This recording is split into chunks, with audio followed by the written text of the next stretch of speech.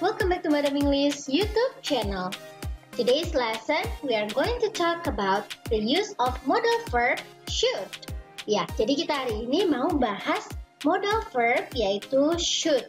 Ya, nah temanya adalah what should I do? Ya, di sini misalkan menjelaskan materials, juga contoh dialog, dan juga ada tugas membuat dialog nih buat kalian nantinya. Tentunya misalkan memberikan contoh-contoh terlebih dahulu ya. Hi Diego. Hi Mia, what's up? I heard that you went to Jakarta last week. Yes, I did. Well, I'm going to Jakarta to visit my EPAL next week. Can you tell me what should I prepare before going there? Are you going to use a private car or take the airplane, Mia? Oh, my brother will drive me there. Alright, you should bring proof of antigen test and vaccine certificate. If you want to go to the public place in Jakarta, you should show the vaccine certificate too. Or you're not allowed to enter the public place like a mall. Oh, I see.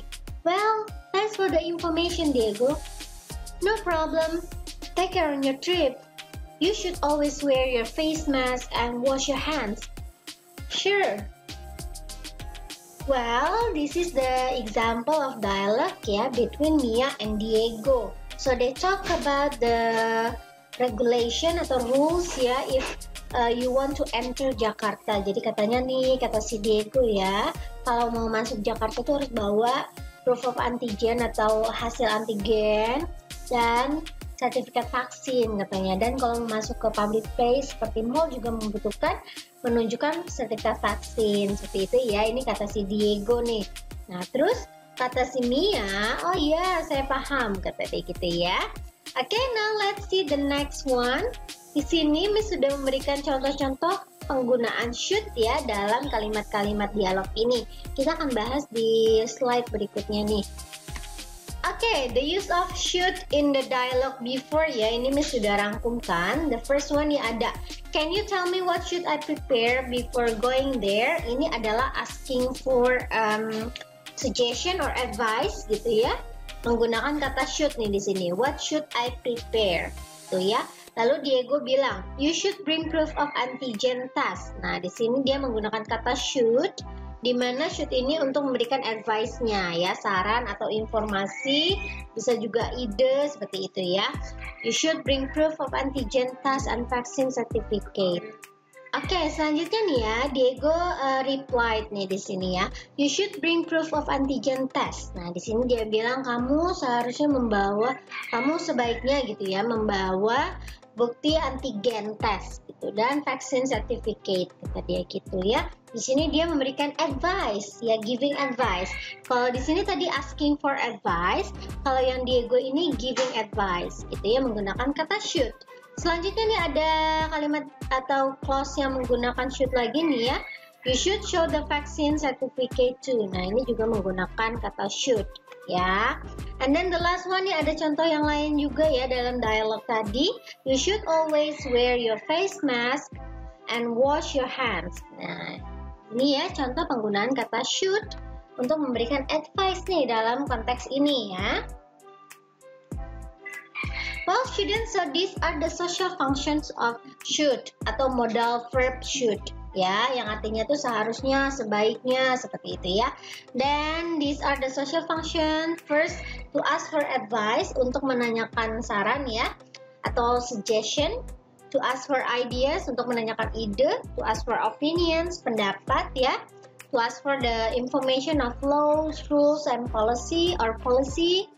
Ya, di sini untuk menanyakan informasi tentang hukum mungkin atau peraturan atau juga kebijakan ya. Lalu to give advice or suggestion, memberikan saran gitu ya. Terus should juga digunakan untuk give ideas, memberikan ide. Selanjutnya to give opinion, memberikan pendapat. And the last to give information of laws, rules, and policy. Jadi bisa asking for, bisa giving gitu ya, saling bertanya jawab. Karena konteksnya hari ini adalah dialogue, oke? Asking for and giving advice. Okay, this is the example ya, another example of short conversation or dialogue ya. Ini Singkat sekali dialognya, hanya bertanya dan menjawab saja. And asking for and giving advice nih contohnya ya, memberikan saran. Sebenarnya sama aja dengan contoh yang sebelumnya ya, asking for and giving advice juga. Tapi ini contoh yang lain nih ya. For example nih, Emery said, "Oh no, I failed on math test again. I'm afraid to tell it to my mom. What should I do, Freya?" Nah, di sini what should I do, Freya ini menanyakan advice. Lalu Freya memberikan saran nih. Lalu Freya di sini memberikan saran ya, giving advice. Dia bilang nih ya, "You should tell the truth to your mom, Emery. Maybe she would be disappointed, but you shouldn't keep it from her." Nah, ini dia bilang, kamu sebaiknya memberitahu yang sebenarnya kepada ibu kamu, Emery. Karena mungkin dia kecewa gitu ya, tapi nggak boleh loh disimpan dari dia gitu ya, nggak boleh. Kamu tidak seharusnya menyimpan ini darinya gitu ya.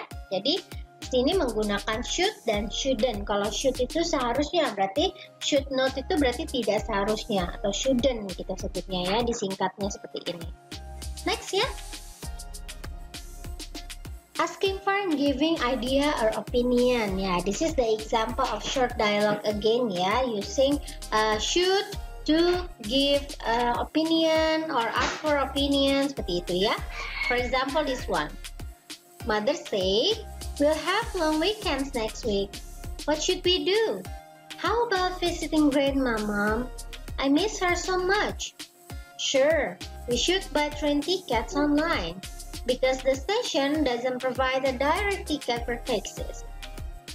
Alright. Nah, di sini kita bisa lihat ya penggunaan kata should-nya pada di sini nih. Yang pertama, what should we do? Apa yang harus kita lakukan? Kata si mother. Lagi ada long weekend nih, kita ngapain ya enaknya gitu ya.